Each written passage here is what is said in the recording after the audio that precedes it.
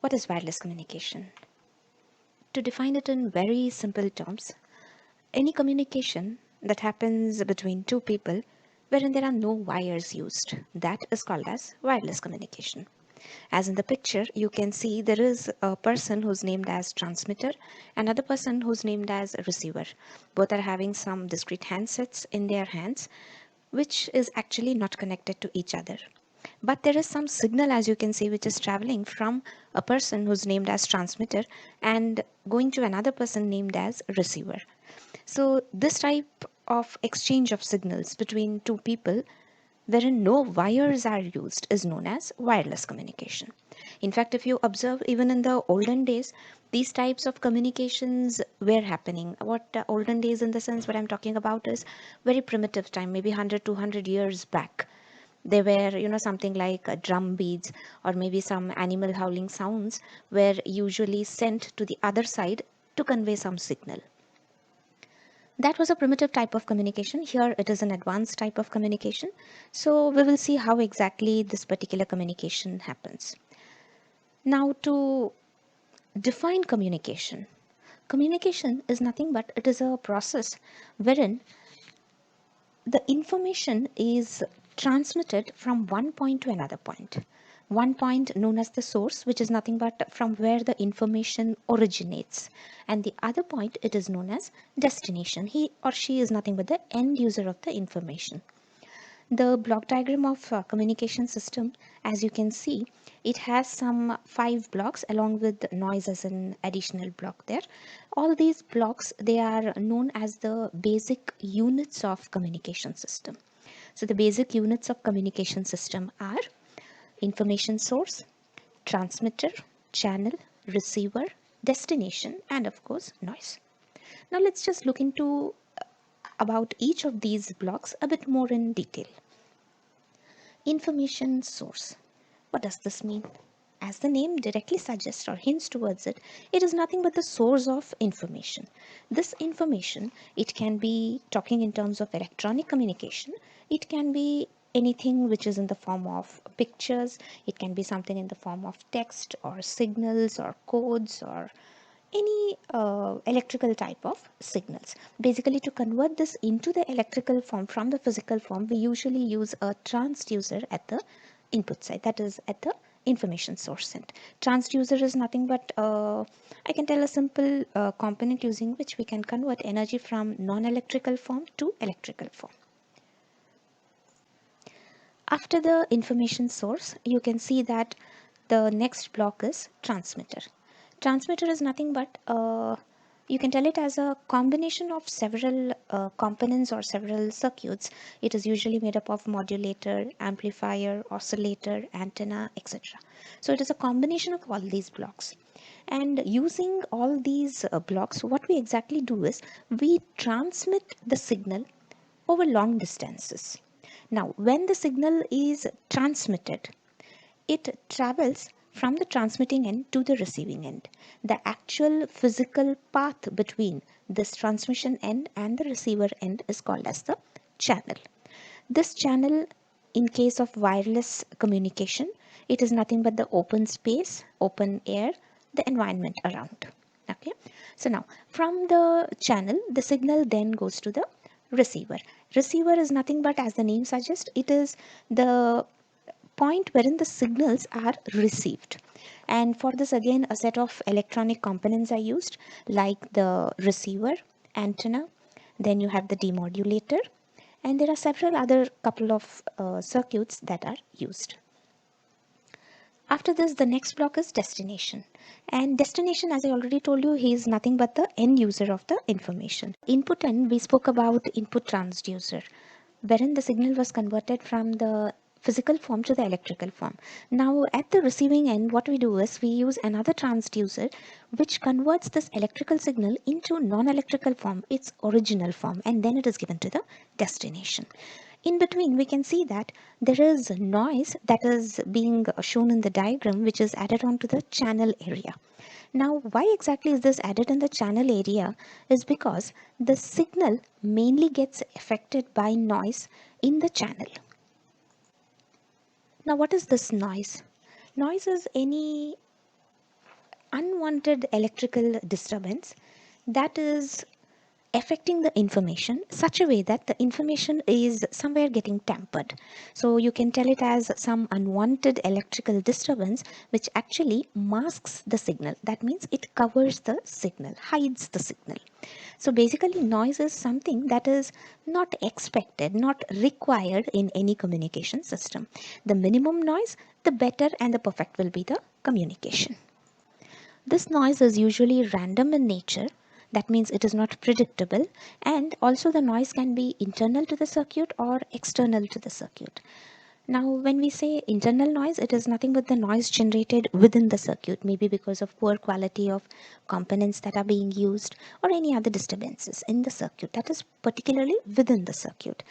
Talking about the external noises, these are the noises which are generated maybe from the sun, maybe from the cosmic area, that is, you have radiations coming out from so many stars and all that, or aircraft ignition could be another source of noise. So all these noises are external noises. The basic difference with respect to the circuit between internal and external noises are the internal noise can be controlled to an extent. That means it can be, at least, though not completely eliminated, it can be minimized in the circuit by using best quality components. Whereas the external noise, it cannot be controlled. Now, how much of noise is being created in the circuit or the circuit is being affected, that can be judged using some of the parameters like SNR, NR or NF. Now what is this SNR, NR, NF? SNR stands for signal to noise ratio. It is nothing but actually a parameter used to measure, or I can tell it as a parameter used for relative measures of signal and noise strength. So if you have to define it, you can define it as the ratio of signal power to noise power at any point in the circuit. So basically you take the noise power and you take the signal power, you develop a ratio between the two with the signal power in the numerator and the noise power in the denominator. This ratio is known as signal to noise ratio, and it is one of the ways by which you can know how is the circuit being affected by the noise. It is always preferable to have the signal power much more stronger when compared to noise power. In case if the noise power becomes more dominant, that time the communication purpose gets defeated. That means just imagine when I'm recording this video, if you have a hell lot of background noise, how far will you be able to hear to me? The problem here, what is being caused is that there is too much of background noise signal, and when the noise signal becomes more dominant, automatically the audio signal becomes suppressed. So it is always better to have the audio signal much more stronger than the background noise signal. For effective communication, the signal power should always be much more than the noise power. Now, noise ratio. What is this noise ratio? See, what we do is in the circuit, of course, any circuit it will have an input end and it will have an output end. What I do is I will measure the signal to noise ratio at the input end, and I will also measure the signal to noise ratio at the output end. Then I will take a ratio of these two ratios. So it is nothing but the signal to noise ratio at the input to the signal to noise ratio at the output. This ratio is known as noise ratio. Now moving on to the other one, that is noise figure. Whenever we represent the noise ratio in the decibel scale, we call it as noise figure. So here you can see the representation for noise figure. It is given as 10 log NR in dB scale. dB is nothing but decibel scale. You all might have heard the bell scale actually. It is nothing but the logarithmic scale, and 1/10 of the bell is known as decibel. So that is why you can see the multiplier given as 10. So now we move to the next slide, that is about electromagnetic waves. What are these electromagnetic waves? They are also actually called as EM waves. These EM waves, they are nothing but time varying electric and magnetic components which are perpendicular to each other. So it will have an electrical component and also a magnetic component which are perpendicular to each other, and also they are perpendicular to the direction of propagation. A particular signal will have a particular frequency, but when I pick up a number of such EM waves with a different range of frequencies, that is known as electromagnetic spectrum. They usually travel with the speed of light and go around the world somewhere around 8 times in 1 second. So students, you can just think what could be the possible speed of these EM waves. Here there is a small pictorial representation of the EM waves. You can see the red colored vertical lines, they are representing the electrical component, whereas the blue color horizontal lines, they are representing the magnetic field.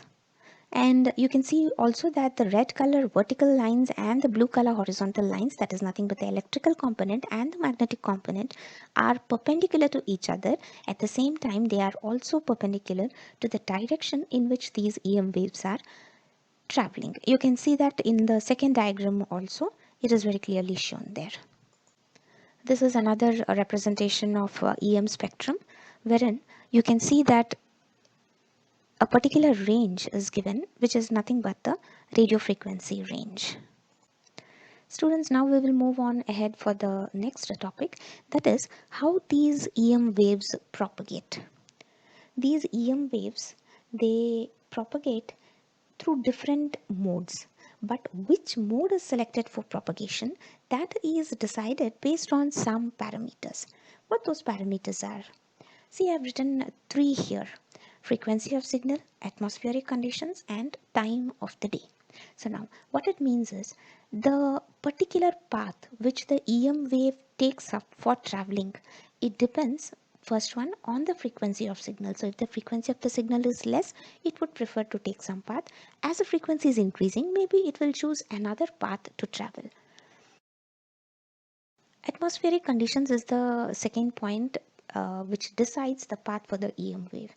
The major influence here is the dampness on the Earth's surface, because usually the conductivity increases when the dampness on the Earth's surface increases. And the third important point is time of the day. Time of the day is another criteria which decides which path the EM wave will take up. That means in the daytime there could be one possible path, and in the nighttime there could be another one. We will discuss about all these in detail in the next video. Students, with this we come to an end of the first part of the video. The different ways through which the EM waves can propagate, that we will discuss in detail in the next video of mine, which I will shortly give you the link of. Thank you, students. Have a good day.